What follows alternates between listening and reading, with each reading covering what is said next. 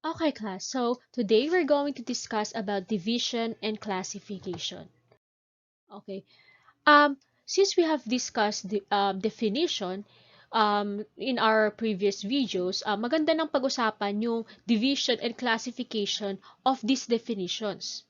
Okay, or the term or idea para mas magkaroon tayo ng logical thinking. At of course, maging mas madali ang ating scrutinization or para mas madali tayong matuto for our good reasoning. With the help of dividing or classifying the definition, it is easier for us to scrutinize if the referent are valid or not. Or reference are valid or not. Okay? Actually, pag na-divide natin siya, at least alam natin, ay, dito pala natin siya, ito pala yung himay niya. So, maaring hindi siya valid or, or valid siya. Pag sinabi nating division, it means the breaking up of an individual into its component parts or of a general class into its subclasses, or of a class into its individual members, or a thing into its constituent qualities. Pag sinabi natin classification is the process through which individuals with some common characteristics are grouped together to form a class. I will later on discuss this. I'm just reading the definition para at least alam mo, ang division, hinahati. Ang classification, sinasama mo or ni-unite mo ang terms or idea. And in division, you break up thing or a class into parts. In classification, you collect or synthesize or put together things so as to form a class or a group. Accordingly, meron tayong tatlong uri ng division. Physical division, logical division, and the other one is on the other side siya, metaphysical division. Pag sinabi nating physical division, it is when you break up an individual into its component parts, or for short, breaking up a term based on its physical characteristics. Example dito, Henry is 5'11 and weigh 63 kilogram. Or a person's body can be subdivided into legs, feet, arms, head, torso, etc. Logical division naman is when you break up a class into its subclasses that a universal concept is reduced to a referent. Sa universal definition, a division is dito nag-work yung universal concept, halimbawa puno, okay? Obviously, ang puno is wala kang binibigay na particular na puno, pero kapag sinabi mo magiging logical division siya kapag sinabi mo tree of porphyry. Obviously, naging very particular na ang kaisipang tree na universal. So, tree of porphyry is obviously a logical division from a universal concept into a specific or particular referent. Actually, dito sa logical division, merong nakalagay na diagram dito na kung saan mas madali nating ma-pinpoint ang universality to a particular or specific term. Halimbawa, if we're going to talk about a general idea or universal idea of some substance, mahati ito ang substance sa dalawang particular na corporeal or incorporeal. At ang corporeal, pwede siya mahati sa body na inanimate or inanimate. Ang inanimate naman na living thing is pwedeng sensible or insensible. Kapag sensible siya, it's animal, na rational or irrational. Kapag rational siya, it's depend whether it's a woman or a man. And according dito sa diagram natin, woman siya. So ano ba pinag-uusapan nating woman? Is it Celine, Angelita, or Juliana? Okay? Isa yung example ng logical division. Take note, ang logical division is like a deductive inference din. Na kung saan, di ba, pag sinabi natin deductive, nagdi-deduct tayo ng idea from a general, ginagawa natin siyang particular. So, parang ganito ang nangyayari sa logical division. Okay, so metaphysical division, ito yung kung saan naman dinedivide mo ang isang term base sa kanilang essential qualities. Pag sinabi natin essential qualities, ang kanilang quality that makes them really different than other species. Halimbawa, 'di ba, ang man is ang pinaka-essential qualities niya na nag-differ sa other animals na ito talaga yung term or the adjective that really describe a human being is rational, sentient, living, bodily substance that that subclasses or that division is actually making it a metaphysical division. Take note, ang metaphysical division are focusing on the essential qualities, unlike sa logical division. Sa logical division is from general to particular, habang ang physical naman is the physical characteristic. Ang metaphysical is yung pinaka-importante, okay, or the most essential or well-known quality ng isang term na pinag-uusapan natin. Ano ba ang importance ng division? Division is another method of making our ideas clear and arriving at a better understanding of their meaning. Minsan nga kapag nagdi-divide kayo or sinagsusuri kayo ng mabuti, doon niyo nare-realize na ay magkasama pala siya nito, 'di ba? Kasi we are taking for granted a term too much na nakakalimutan na natin ay parehas pala sila nito. Akala mo lang magkaiba, pero kapag sinuri mo na mabuti ang components, halimbawa ni letter A, is, ay, connected pala siya kay letter B. Okay? Ang division is actually ginagamit natin siya sa chemical analysis, electrical discharge analysis, and so on. Ginagamit din ang division sa pag-arrange at pag-aayos ng idea natin in an orderly manner. Actually, kapag nagkaroon tayo ng habit of dividing things is mapapansin nyo, the way you talk to other people is mas magiging magiging vivid, okay, at mas madali siyang intindihan. We also use division for further organizing our letters and reports. Kung kayo ang mahilig, halimbawa, kung may sarili kayong laptop or meron kayong phone, di ba? Marami kayong mga subfolders na kung saan hinihiwalay nyo yung mga important files sa hindi important files. Okay. Is of course, is another use of division. Okay. Ano ba yung rules of division? Obviously, when dividing a term, it must be consistent, okay? Halimbawa, kapag magdi-divide tayo ng term, if you're going to talk about students, students lang ang pag-uusapan natin. Hindi natin isasama si professor, okay? Kapag sinabi mong, halimbawa, workers, you have to be very particular kung anong workers ang pag-uusapan natin. Is it an electrician? Is it a plumber? Okay? At if you're going to talk about plumber, therefore, you're not going to talk about the electricians. Right?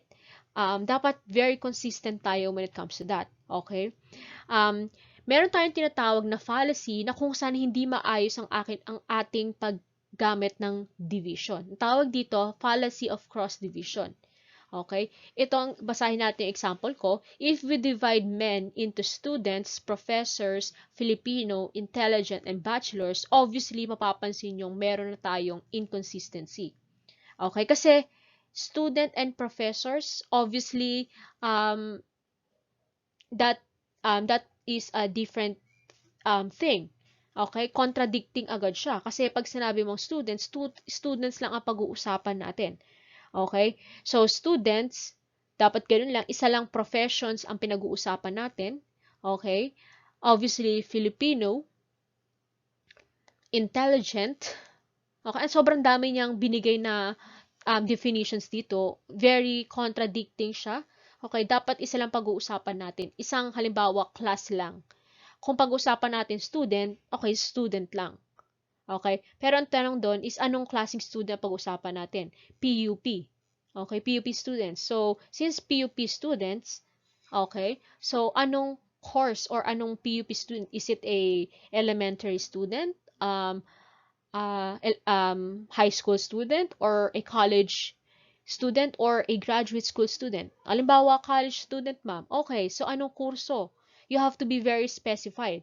Okay? Kasi minsan, kapag hindi maayos din ang pagkaka-specification mo or pagdi-divide mo sa term, is dito going to our next point, okay, nagkakaroon tayo ng faulty or incomplete division. Okay? Actually, when it comes to dividing, dapat adequate tayo and complete when dividing. Okay? Kasi halimbawa, meron ka lang na itsupwera isang bagay, Diba? Tas ginamit mo siya in actually proving something or talking to someone else, is dito tayo nagkakaroon, tas, di ba inatsupwera mo siya, meron palang certain detail na di mo napansin, pero napansin ng kaibigan mo, therefore, mali ka agad when it comes to logical consistency. Okay? Halimbawa dito sa example ko, pag pinag-usapan natin ng Filipinos, bawal Tagalog, Ilocanos, Pampangos, Cebuanos, Muslims, Ilonggos, and Bicolanos lang ang pag-uusapan natin. Kasi obviously, may mga ibang Filipinos pa. Diba? Kasama dito yung Igorot, Bocolanos, Pangasinenses, Warais, and so on and so forth. The division should be lucid and clear, and it must be orderly. Okay, dito naman tayo sa classification. If division is naghahati-hati tayo or naghihimay-himay tayo ng term or idea, dito sa classification is nagsasama naman tayo or nag-unite tayo ng term or idea base sa kanilang most common or essential qualities. Meron tayong types of classification. Ang una dito, ang natural or essential classification. Ito yung type of classification based on their structures. Parang physical classification din to or physical division. Okay, base ito parang sa kanilang physical or natural appearance. Halimbawa, goats can be classified to those with horns and no horns. Okay? We also have to take note, pagdating sa division and classification, every time we dividing something, we're actually classifying it at the same time. Halimbawa, pag sinabi mong goats can be classified to those with horns and no horns, you're doing division and classification at the same time. Halimbawa, goats, diba yung concept pa lang ng hati mo or classify mo ang goats with horns and no horns, parang nagdi-divide ka na rin ng goats na may horn at no horns. Okay? Another types of classification is conventional or arbitrary classification.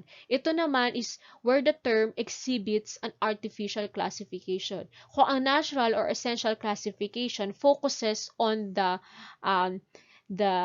parang what was given to them without human interference, dito sa conventional or arbitrary classification is ito na yung may human interference. Example nito, classifying women who wear bikinis and those who wearing long robes. Obviously kasi women, okay, not necessarily mean na women should wear bikinis and wear long robes. Kasi when we say women, obviously there are people who have wombs. Okay? So, classifying women based on bikinis and long robes are conventional or arbitrary.